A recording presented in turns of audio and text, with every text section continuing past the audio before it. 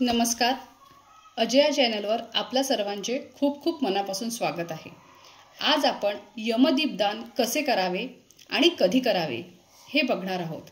यमदीपदान हे फक्त वर्षातून एकदाच धनतेरसच्या दिवशी करता येते.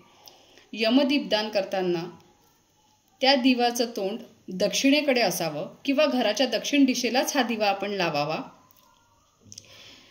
सर्वात प्रथम आपण थोडीशी कणिक घ्यावी, त्यामध्ये हळद टाकावी आणि त्याचे असा एक दिवा बनवून घ्यावा आणि त्याच्या बाजूला दोन असे त्याचे मुटके बनवून घ्यावेत. त्यानंतर त्याला आपण हळदी कुंकू लावावं, दीप प्रज्वलित करावा आणि त्यानंतर आपण एक मंत्र म्हणायचा आहे.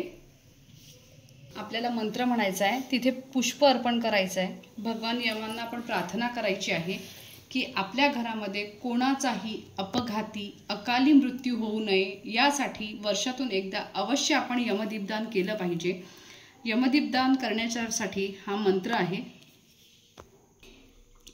मृत्यूना दंड पाशाभ्या कालेन श्यामया सह त्रयोदशा दीपदानात सूर्यज प्रियता मम. कमीत कमी 21 वेळा या मंत्राचा आपण जप करावा.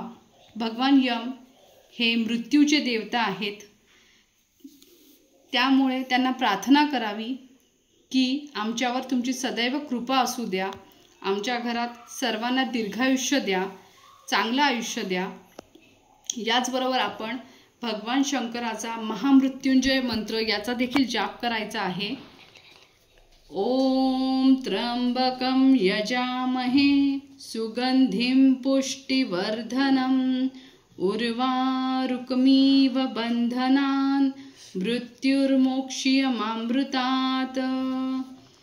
भगवान शिव आणि भगवान यम यांची आराधना केल्यानंतर आपण हा दिवा घराच्या दक्षिण दिशेला नेऊन ठेवायचा आहे. घरातील सर्व कुटुंबातील लोकांनी या दिव्याचं दर्शन घ्यायचं आहे आणि त्यांना भगवान यमांना आपण प्रार्थना सर्वांनी करायची आहे की आम्हाला सुखी राहू द्या, अकाली मृत्यू कोणालाही येऊ देऊ नका, सदैव तुमची कृपा असू द्या. आणि नंतर एकदा हे दर्शन झालं आपलं की त्याच्यानंतर हा दिवा आपण तिथे ठेवायचा आहे. नंतर जर दिवा समजा हवा असेल, काही असेल, कशाने जर तो शांत झाला तर तो आपण उचलायचा नाही, त्याला पुन्हा आपण लावायचं देखील नाही, म्हणजे पेटवायचंही नाही आहे.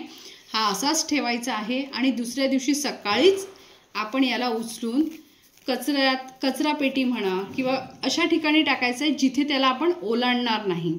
अशा प्रकारे यमदीपदान करायचं आहे. वर्षातून एकदाच होते. सर्वांसाठी आपण नेहमी आपल्या घरातल्या कुटुंबातील लोकांसाठी करायला पाहिजे. धन्यवाद.